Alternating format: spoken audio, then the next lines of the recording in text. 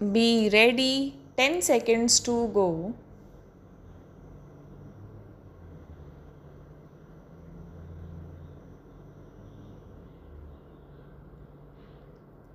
Start. A very eventful year has just passed. The common man has reaffirmed his belief in democratic values and restored our distinction as the largest living democracy in the world.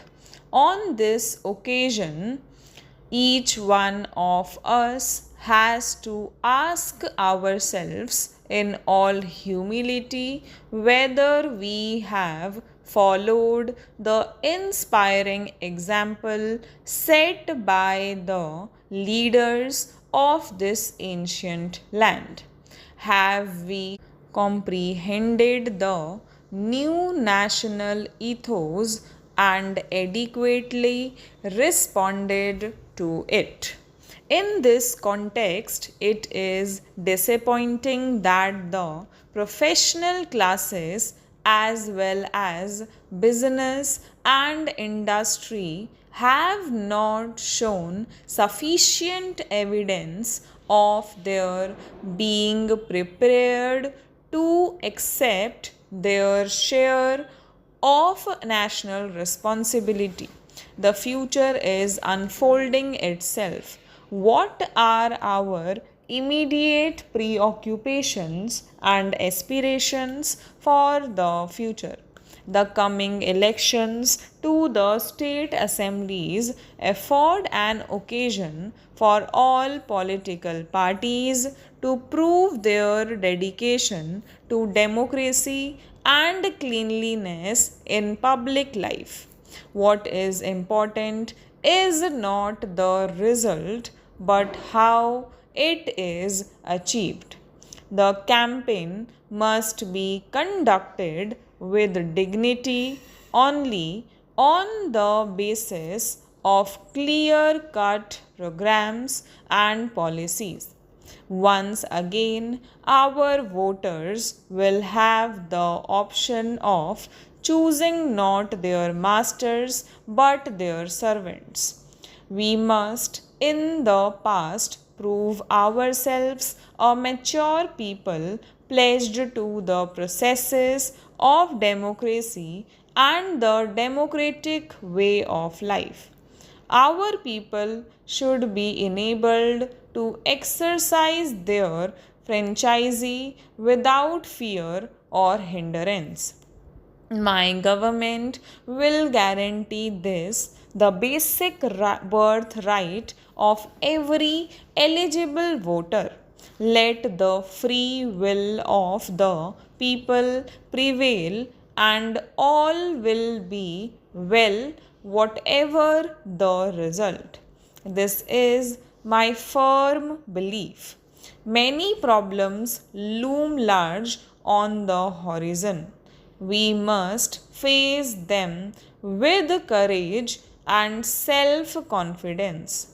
Some frustrated and desperate elements in our society today are determined to scuttle the principles of our democratic way of life and destroy the very fabric of our secular society.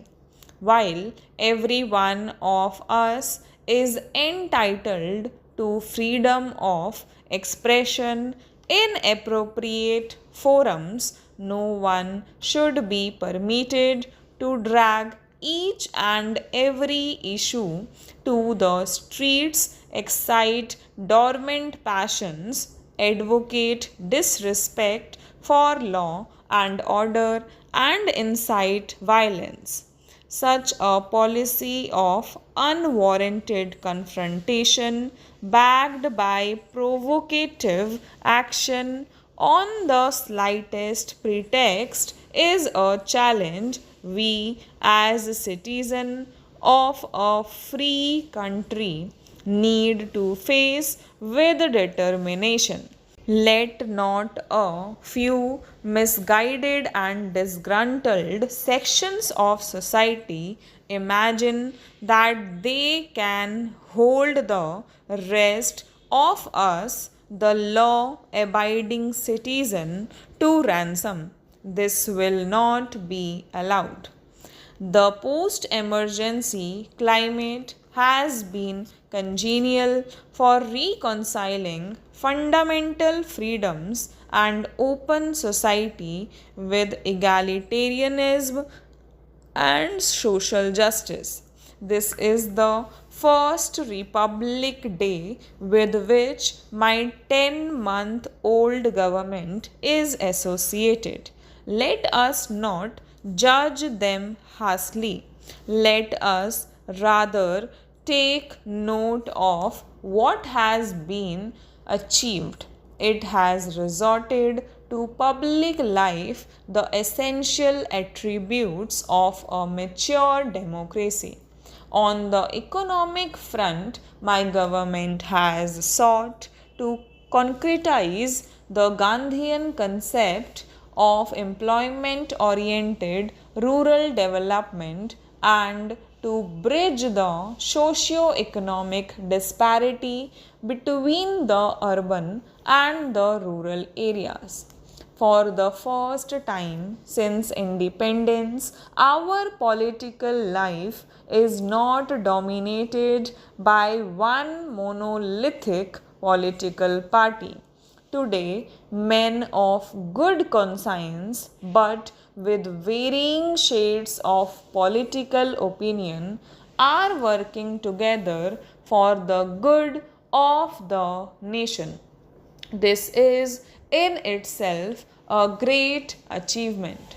Let us not isolate and exaggerate honest differences of opinion and unwittingly perhaps undermine the principles of collective responsibility on which good government is based.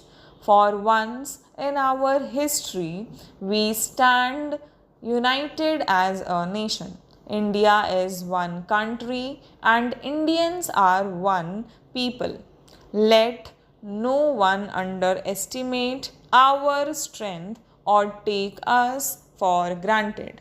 Our continued progress on the agricultural front and our determination to reach the benefits of planned development to the rural areas and to the economically weaker sections of society will better the quality of life of millions of our countrymen. This requires resolute political will and determined administrative action.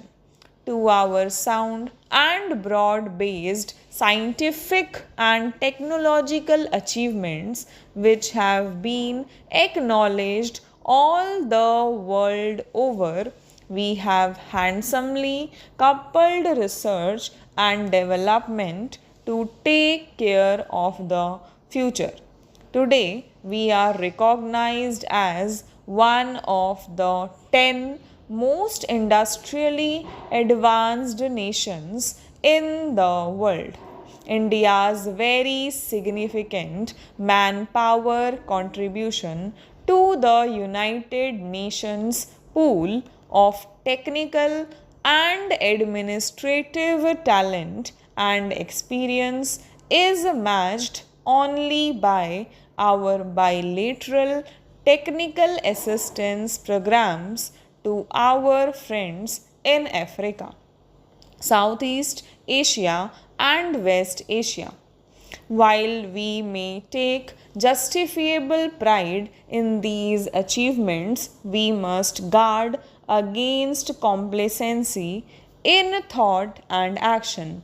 On the other hand, we must forge ahead with hard, dedicated work and the determination to succeed not only as individuals but as a nation. Our administration, relieved of its recent traumatic experience, is fortunate to have firm, dynamic political leadership.